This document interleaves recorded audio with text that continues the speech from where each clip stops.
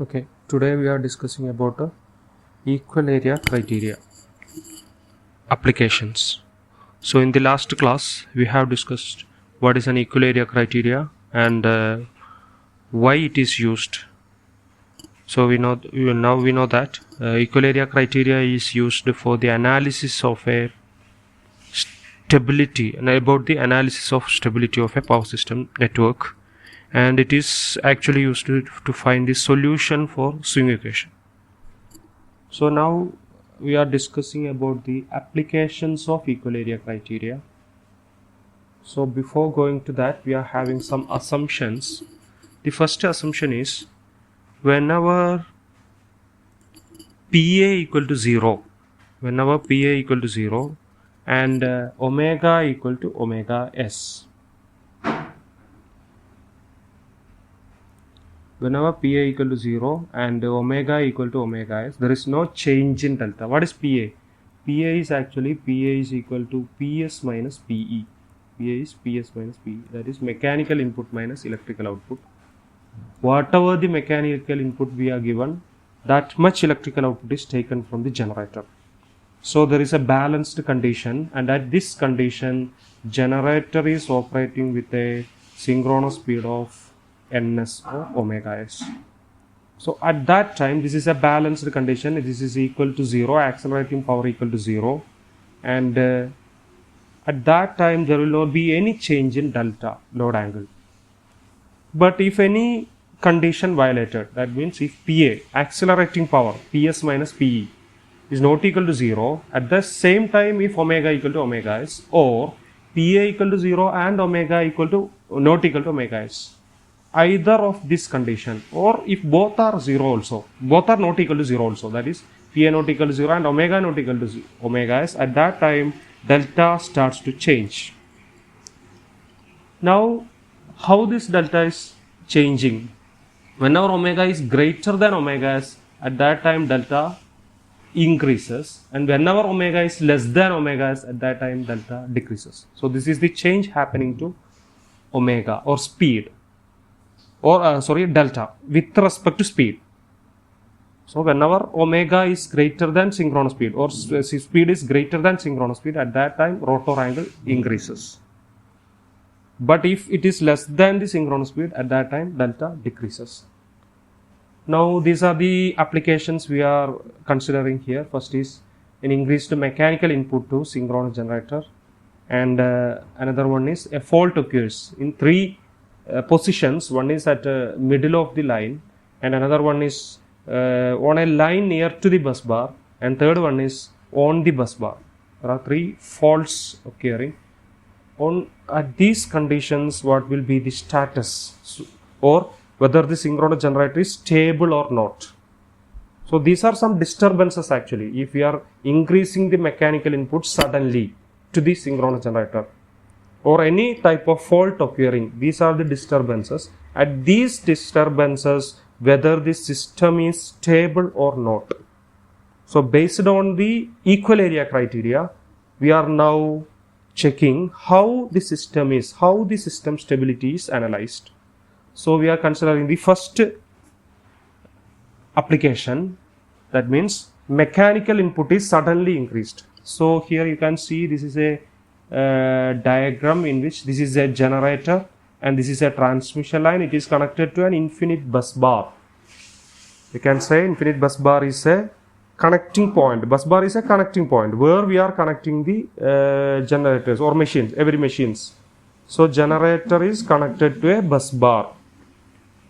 So what is the property, what is the speciality of an infinite bus bar? Means if any number of generator or load, anything, if we are connecting 2 generators or more than that, any number of generators are connected, any number of loads are connected, then some generators are delivering power to the infinite bus bar and the loads are taking power from the bus bar. But at that time, its voltage and frequency is not affected. It is always remaining constant. That type of bus bar is known as infinite bus bar. So for our analysis, we are considering a system like this. This is a generator, this is a transmission line, and it is connected to an infinite bus bar. So it is having a reactance of Xg, it is having a reactance of XL. So this is PS1 and this is PS2. This is PE1 and this is PE2. What is PS1? PS1 is the mechanical input before the disturbance. PS1 means mechanical input before the disturbance. So PS1 is the mechanical input. And if a disturbance occurs, that is, it is increased to PS2. So now what is happening to our system? So PS1 is the mechanical input before the disturbance, and corresponding to that means here we are giving a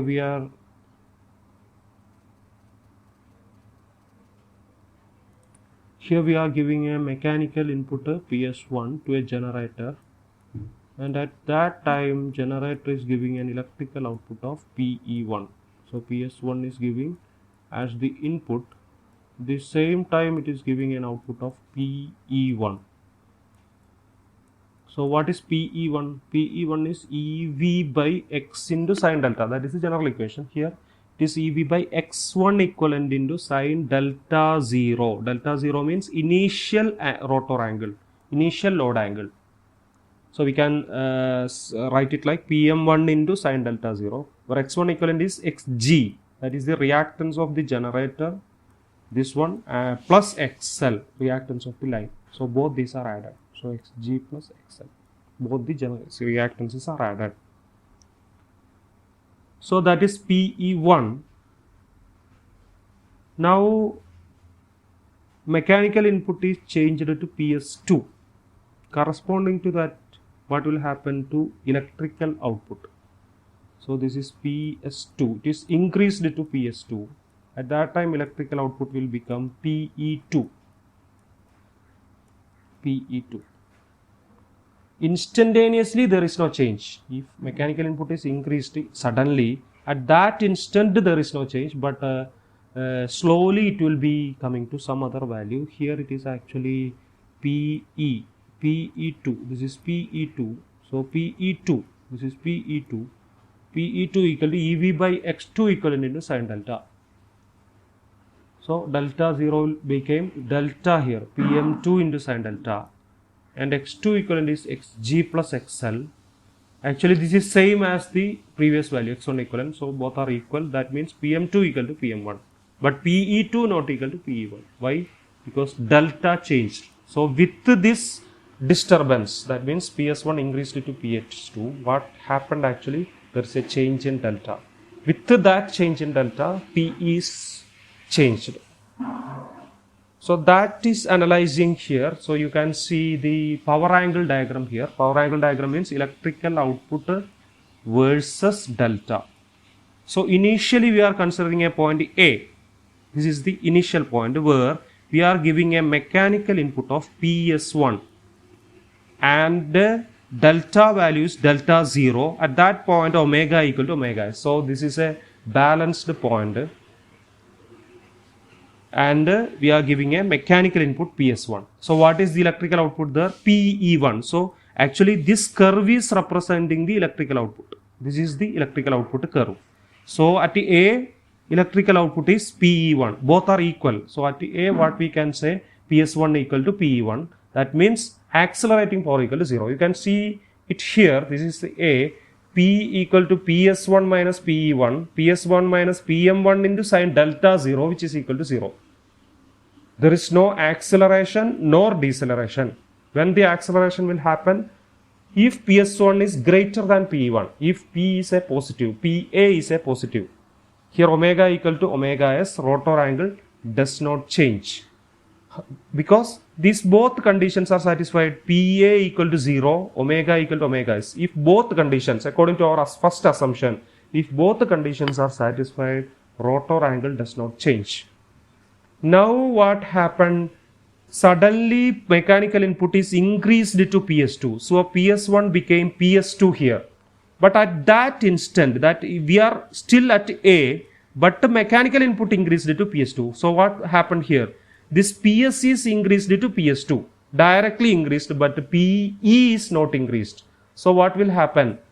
Mechanical input became PS2, but we still at PE1. At some point, at one point. So this is not changed, but this is increased, means what will happen to PA? PA will become positive. This will become positive. That means it is an accelerating power. Accelerating power. So what happened now? Now PA is not equal to 0. PA is not equal to 0. But still at A omega equal to omega s. At some point omega equal to omega s. So one condition is not satisfied. That at that point itself omega equal to omega s. Now what will happen? That delta will increase.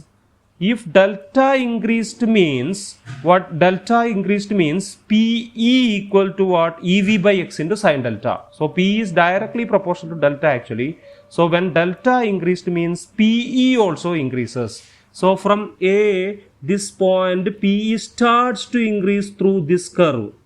So through this curve it starts to increase. So that is shown here at A to B, PS2 minus PE2, PS1 increase to PS2, PS2 minus PM2 into sine delta, it is positive, acceleration, omega greater than omega s. So now slowly omega will increase. Because it is accelerator, rotor is accelerator, delta will slowly increase. Now this P increased and P increased and this curve is moving like this and it is reached here, B.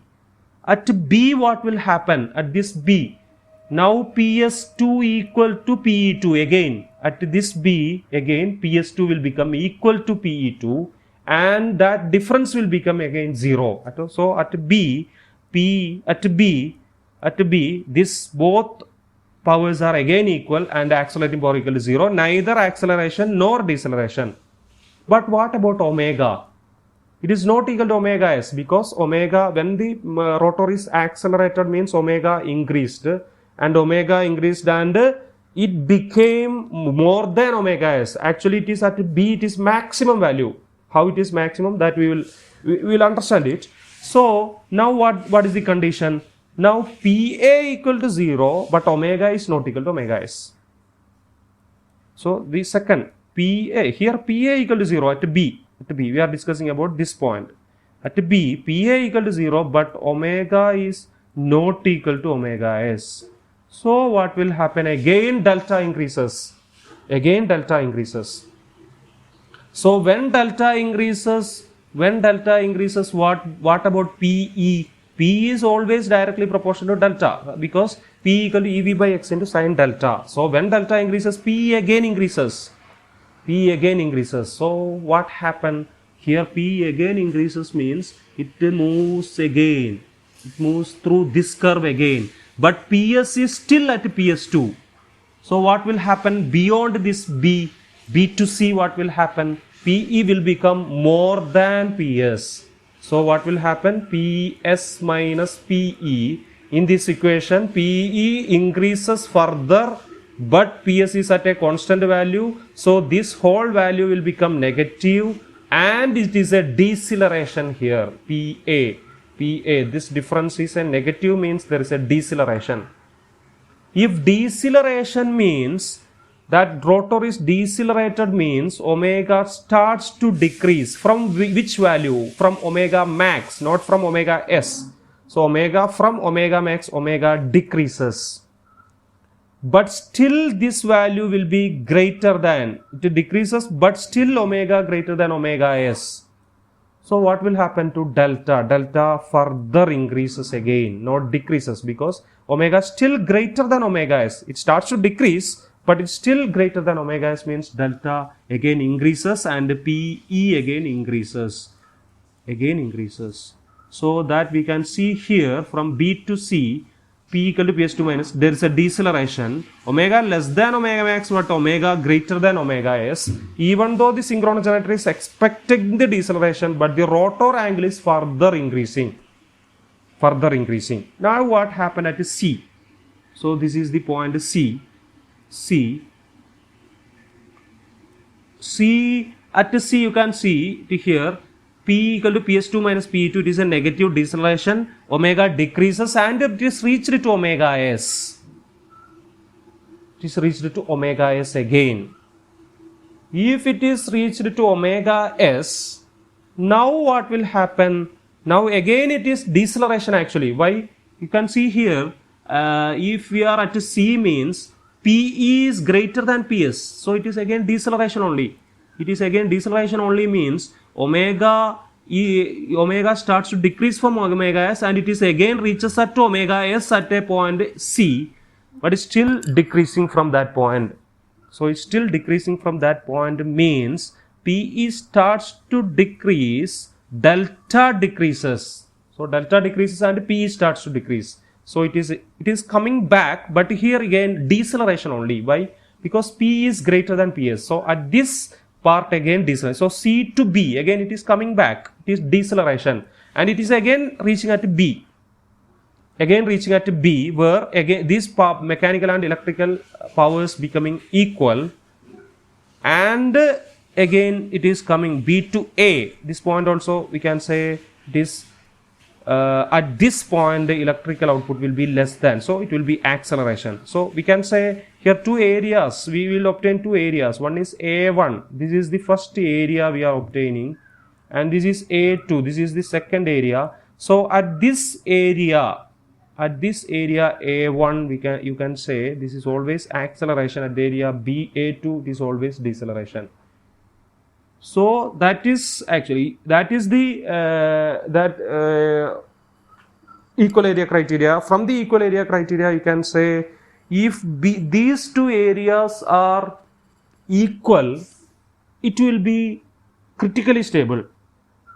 But if the accelerating area is less than the decelerating area, that means if not it is this area is very small and this A2 is very large, then it will be stable. But if this accelerating area is very high, then this will be unstable. So these things we will be obtaining from an equal area criteria. So with this I am stopping here, and we will continue in the next class. Thank you.